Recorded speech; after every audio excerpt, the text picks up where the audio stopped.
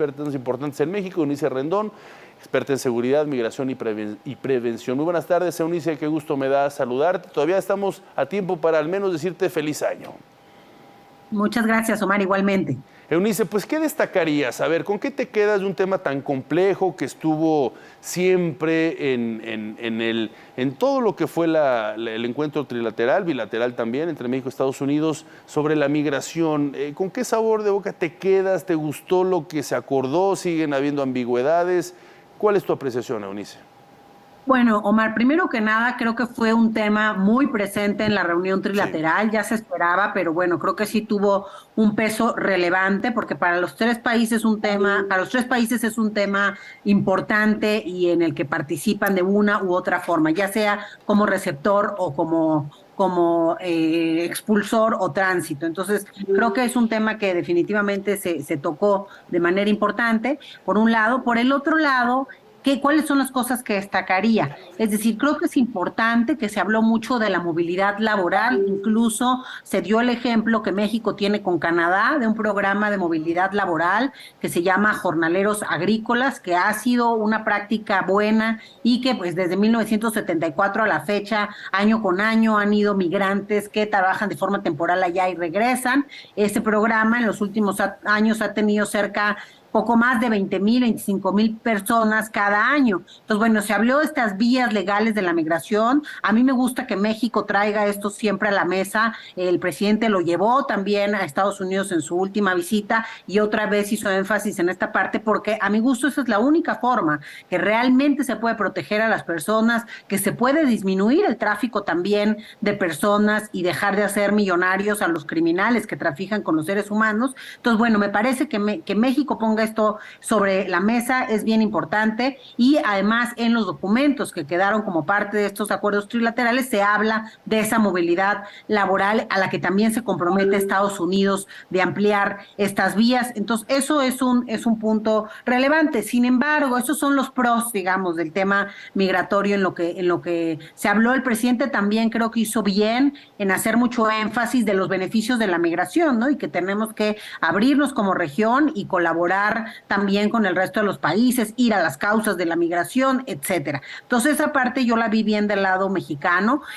Por el otro lado, vi a Estados Unidos con una prioridad muy importante en dos cosas. Uno, en el control migratorio en el que México debe colaborar con Estados Unidos y ahí un tema que sí creo que faltó discutirse y que se visibilice más la problemática que esto representa para México y para las personas en situación de migración es el título 42. Sí. Es decir, este título obliga ya a personas, más bien les impide a personas de Centroamérica, Venezuela, Nicaragua, Cuba y Haití, les impide pedir el refugio o la figura del refugio o el asilo en Estados Unidos. Y eso pues pone como si hubiera personas en el mundo, ciudadanos de primera y segunda categoría, ¿no? Es decir, unos países sí pueden pedir refugio y otros no, y eso va en contra de la ley estadounidense en materia de migración, pero también en contra de los principios internacionales. Ese es el riesgo mayor del encargo que hoy le estamos haciendo a Estados Unidos. ¿Dónde entra México ahí? ¿Y cuál es, digamos, el Sí. interés también de Biden? Pues el poder enviar a estas personas, se acordó 30,000 de 3 nacionalidades, pero eso se suman a los ya acordados venezolanos que nos pueden enviar y a los ya centroamericanos acordados también que nos pueden enviar, y esto puede generar una presión, creo yo, muy importante en la frontera norte que faltó discutir y faltó también presionar para que Estados Unidos ponga recursos y colabore con estos encargos que hace a México para darle seguridad y atención adecuada a estas personas que muchas veces se quedan varadas en las fronteras y que el gobierno mexicano, aunque ha hecho esfuerzos importantes, pues no se da abasto para atender ni la sociedad civil ni los gobiernos locales. Pero entonces, según me queda la percepción, Eunice, a partir de lo que comentas, que aunque se comparte un problema común, la migración, y los dos países, México y Estados Unidos, entrémonos en ellos dos, buscan soluciones, pero da la impresión de que México ve hacia un lado o analiza las circunstancias desde una perspectiva y Estados Unidos lo trata de ver desde otra perspectiva y buscar otro tipo de soluciones. Claro, Estados Unidos dice con el apoyo de México, México dice con el apoyo de Estados Unidos, pero al final de cuentas, Estados Unidos pareciera que busca desligarse de un problema, dejárselo a México, que México busque resolverlo, mientras ellos dicen, bueno, sí vamos a recibir a 30,000 migrantes, pero sabemos que esto es un relativo galimatía respecto a que la migración no es así, ¿no? Tú no vas a estar bajo la pobreza o con la amenaza del crimen organizado solicitando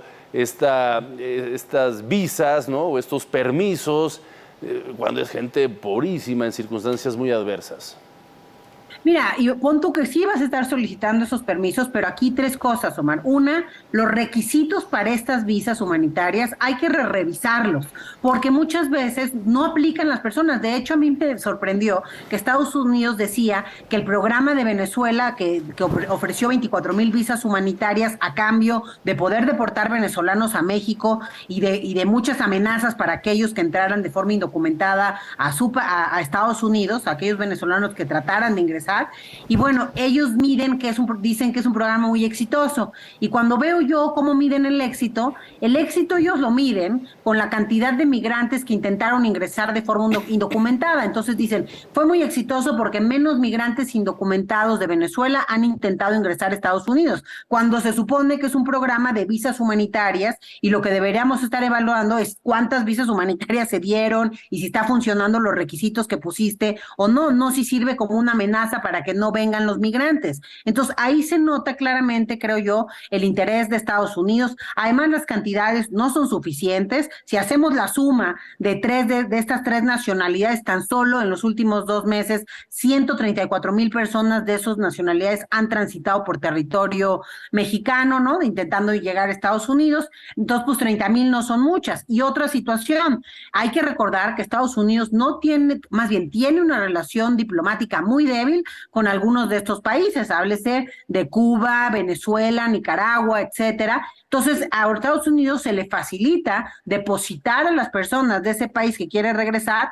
en México, porque no hay acuerdos, no hay convenios, no hay una relación con esos países y entonces por eso México resulta pues una puerta trasera muy, muy, muy cómoda. Sin embargo, creo que aquí lo que hay que subrayar, repito, es que se viola el debido proceso de estas personas y sobre todo su derecho a solicitar el refugio en Estados Unidos. Este título 42, además, hay que decirlo, no puede ser eterno, ya se ha intentado terminar varias veces y los republicanos hacen ahí todo un drama y denuncian y esto llega a otras instancias. Eso ha recorrido un proceso importante en los tribunales en Estados Unidos, pero al ser una medida de salud pública, no puede extenderse de manera indefinida. Debe de haber un fin de ese programa y ahí vamos a ver qué hace Estados Unidos. Pero por lo pronto, al menos recursos del Acuerdo Bicentenario debieran estar en la frontera de forma corresponsable con México en esta situación. Se habló también, Omar, de un posible centro de gestión migratoria en el sur. Luego el presidente le preguntaron a una reportera que qué pensaba el centro, dijo que no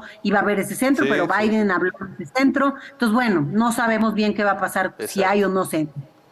Bueno, pero para eso te tenemos a ti, para seguir analizando conforme vaya avanzando, pues paso a paso, esta búsqueda de soluciones muy compleja, por supuesto. Te agradezco, querida Eunice Rondón, te mando un fuerte abrazo.